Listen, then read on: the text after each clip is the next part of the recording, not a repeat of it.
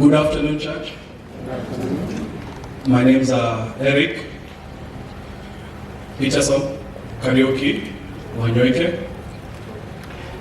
This is my wife, Melody Wanjiro. And these are my cousins, Aris and Victor.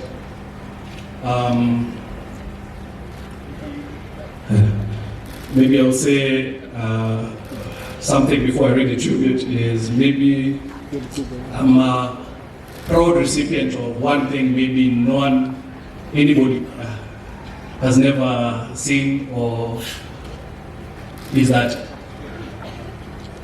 she once beat me thoroughly.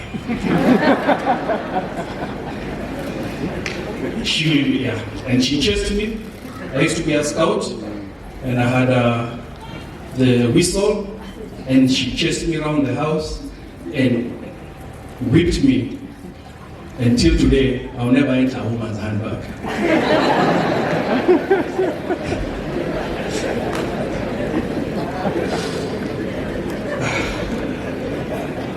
Mom, as I sit down to honor you, my heart swells with love and admiration for the incredible life you led. A tapestry woven with love, wisdom, and indomitable strength. You were a passionate teacher, a visionary entrepreneur, and above all, a nurturing mother. Your approach to life was beautifully simple, yet deeply profound. You affectionately called me Kiki in your everyday moments. Eric, when I was mischievous or when serious matters aroused, and Peterson, when she overflowed with joy in her heart. I smile when I think of how your hobbies reflected your industrious and visionary spirit. You poured yourself into your work always and had an eye towards the future and never missed an opportunity to support others. Your wisdom and profound insights often came with a touch of humor and those witty comebacks that were uniquely yours. I cherish the simple things that brought you joy. Your preference for hot drinking water, your love for Michael Bolton and Yvonne Chaka Chaka music, and your shared laughter watching The Gods Must Be Crazy and Mr. Bean. Your love for fish over meat, your impatience with idleness and laziness, and your unwavering punctuality are lessons that have stayed with me.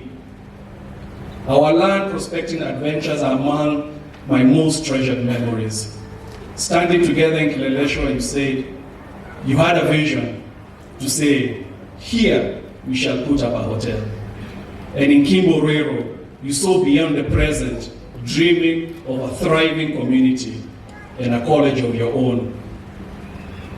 Your uncanny ability to spot potential was unparalleled. Hence, we have our brother here, Mr. Jenga, super machine, super brother, super friend. You recognize talent in others they hadn't even seen in themselves. And your humor, Mom, it was one of the greatest gifts. I'll never forget those evenings when I would ask, what's for dinner? Hoping it was not githeri.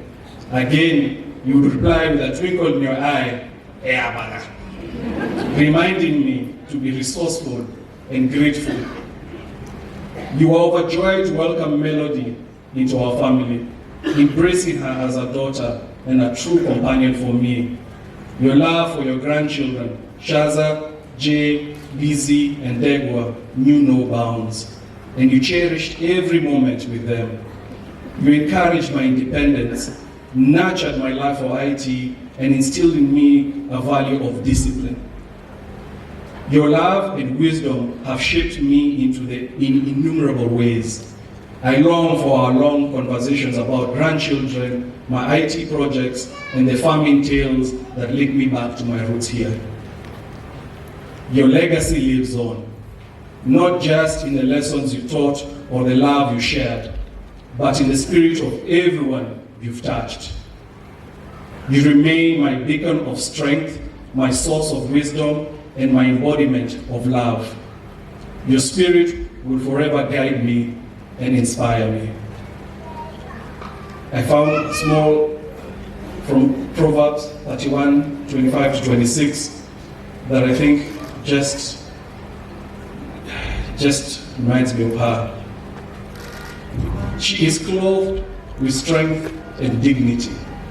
She can laugh at the days to come.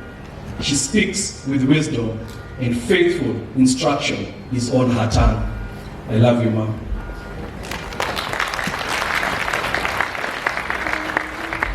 Well, thank you very much. Thank you very much, the children of Lizzie. And we honor God for your composure and humor, even at your very weakest moment.